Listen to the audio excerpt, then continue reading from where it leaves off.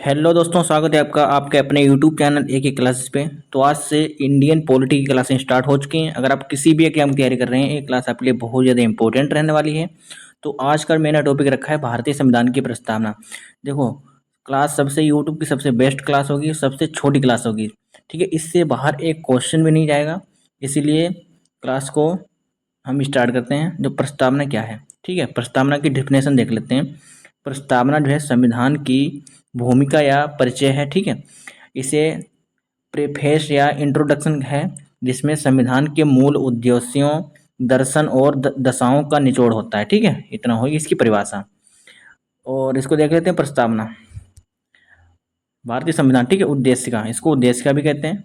इसमें लिखा है, हम भारत के लोग भारत को एक संपूर्ण प्रभुत्व संपन्न समाजवादी पंथ निरपेक्ष लोकतंत्रात्मक गणराज्य बनाने के लिए तथा उसके समस्त नागरिकों को सामाजिक आर्थिक और राजनीतिक न्याय, विचार अभिव्यक्ति विश्वास धर्म और उपासना की स्वतंत्रता, प्रतिष्ठा और अवसर की समता प्राप्त कराने के लिए तथा उन सब में व्यक्ति की गरिमा और राष्ट्र की एकता और अखंडता को सुनिश्चित करने वाली बंधुता बढ़ाने के लिए दृढ़ संकल्प होकर अपनी इस संविधान सभा में आज आज जो तारीख दे रखी है, तारीख 26 नवंबर 1949 को, यानी मिति मार्ग शुक्ल सप्तमी, ठीक है, को एतत् में संविधान को एक जो अंगीकृत और अधिनियमित और आत्मर्पित करते हैं। ठीक है, इसमें ये ऑफिशियल में लिखा है। ठीक है, अब इसका इतिहास देख लेते हैं।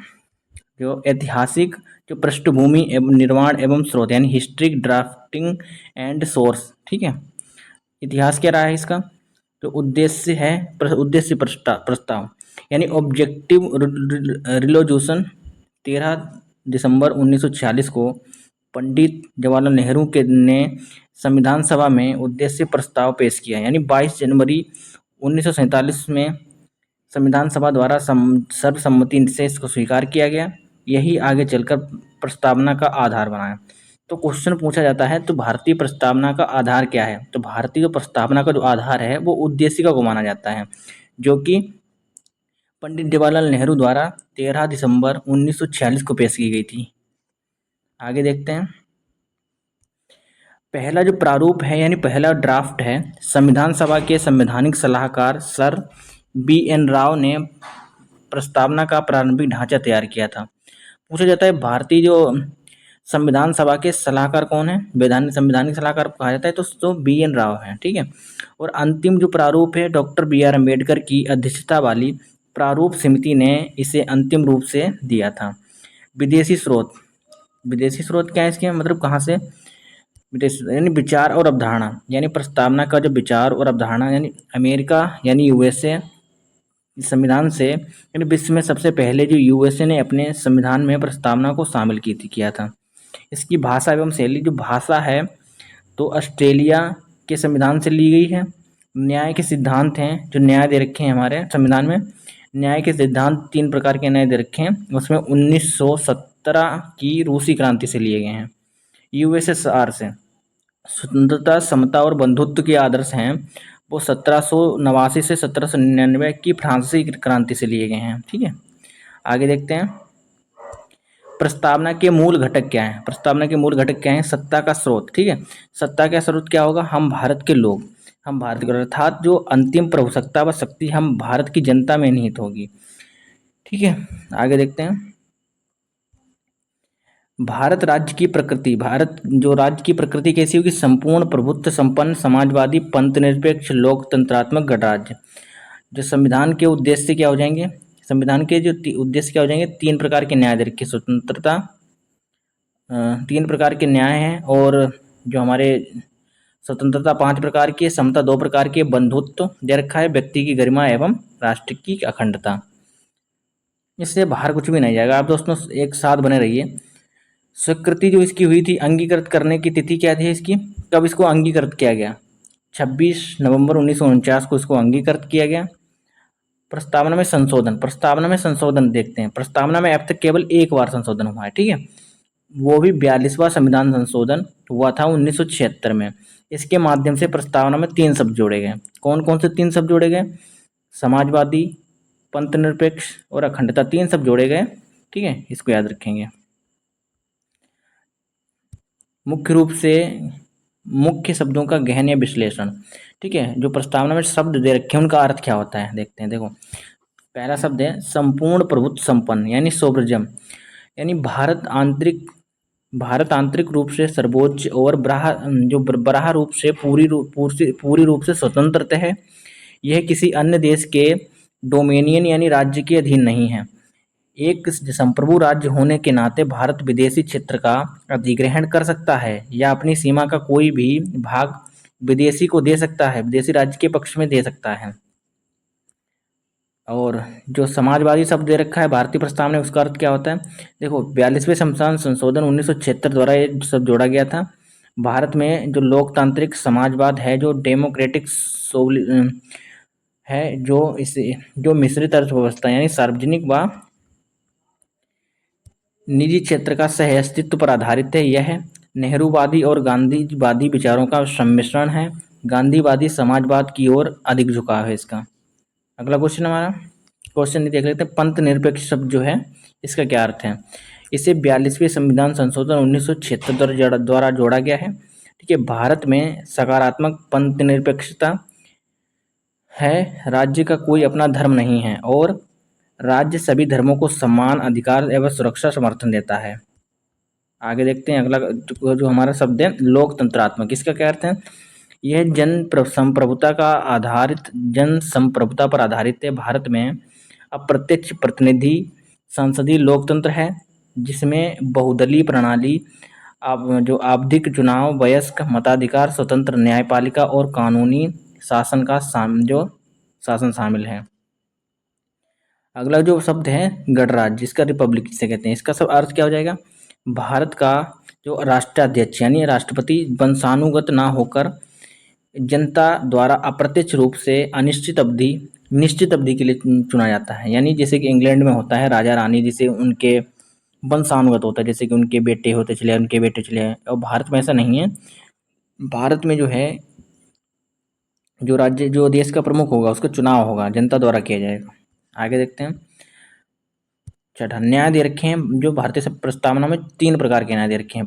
पहला है सामाजिक न्याय। सामाजिक न्याय में यानी जाति, धर्म, लिंग, वर्ण के आधार पर भेदभाव का अंत होगा। जो दूसरा न्याय दे रखा है आर्थिक न्याय, यानी धन, संपत्ति और आय के आधार पर भेदभाव ना होने, यानी सामाजिक और आर्थिक न्याय को मिलाकर वितरणात्मक न्याय बनता है। आर्थिक न्याय का वर्णन प्रस्तावना और डीपीएसपी यानी राज्य के नीति निर्देशक तत्व दोनों में इसका वर्णन दिया गया है। अब आ जाता है राजनीतिक न्याय। राजनीतिक न्याय क्या है, यानी हर नागरिक जो समान राजनीतिक अधिकार और सरकारी कार्यालयों में पहुंचे उसकी। अब स्वतंत्रता कितनी दे रखी है। स्वतंत्रता 5 प्रकार की दे रखी है। ठीक है, सबसे विचार की स्वतंत्रता, अभिव्यक्ति की स्वतंत्रता, विश्वास की स्वतंत्रता, धर्म की स्वतंत्रता और उपासना की स्वतंत्रता दे रखी है। देखो, स्वतंत्रता असीमित नहीं है, यह संविधान में तय की गई सीमाओं के भीतर ही उपयोग की जा सकती है। अगला शब्द है हमारा समता यानी इक्वलिटी, यानी 2 प्रकार की दे रखी है। प्रतिष्ठा की समानता और अवसर की समानता। यह नागरिक, राजनीति और आर्थिक तीनों स्तर पर समानता सुनिश्चित करती है। अगला शब्द है हमारा बंधुत्व यानी भाईचारे की भावना। इसमें 2 प्रकार की बातें सुनिश्चित हैं, व्यक्ति की गरिमा और राष्ट्र की एकता और अखंडता। यानी अखंडता जो शब्द है 42वें संविधान संशोधन में जोड़ा गया है 1976 में।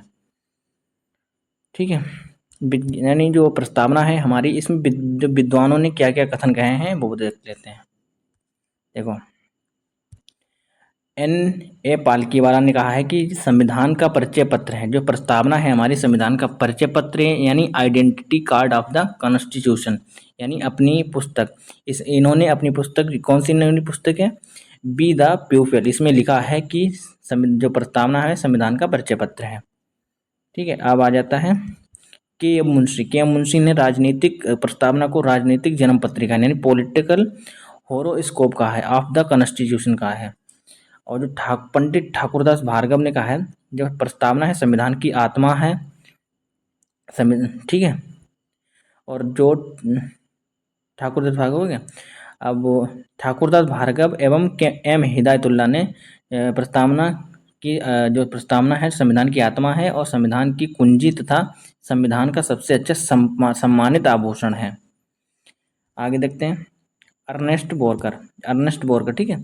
संविधान का कुंजी नोट यानी के नोट यानी पुस्तक इन्होंने किस पुस्तक में कहा है? Principles of the social and polity theory 1951 में जो लिखी थी। अब न्यायमूर्ति गजेंद्र गढ़कर ने संविधान के तालों को खोलने वाली कुंजी कहा है प्रस्तावना को। अब आ जाते हैं सर अल्लादी कृष्णा स्वामी अय्यर। इन्होंने कहा है प्रस्तावना हमारे दीर्घकालिक सपनों का विचार है। और डॉक्टर बी आर अम्बेडकर ने कहा है जो प्रस्तावना एक पवित्र दस्तावेज है, ठीक है। अब आगे देखते हैं सुभाष कश्यप ने कहा है संविधान अगर शरीर है तो प्रस्तावना उसकी आत्मा है। अब आ जाता है न्यायालय के ऐतिहासिक वाद एवं संवैधानिक स्थिति, ठीक है।